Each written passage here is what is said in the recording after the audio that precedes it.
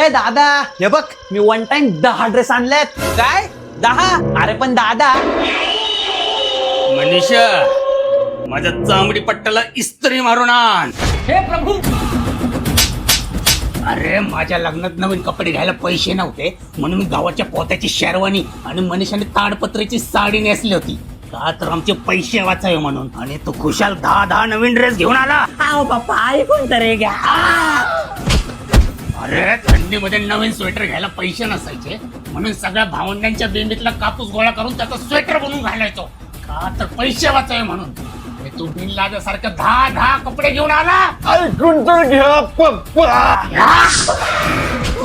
अरे आमच्याकडे शाळेचे कपडे नसायचे म्हणून आम्ही भावंडा आळीपाळीने शाळेचे कपडे घालून आठवड्यातून एकदा शाळेला जायचो का तर पैसे वाचावे म्हणून. आणि तू हरामखोरा 10 कपडे घेऊन आला तुझ्या तर.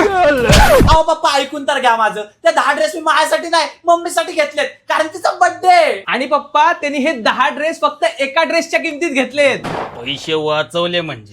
हा पप्पा त्या दिवशी दादानी पण 20,000चे शूज फक्त 19,850 रुपयाला घेतले. अख्खे 150 रुपये वाचवले.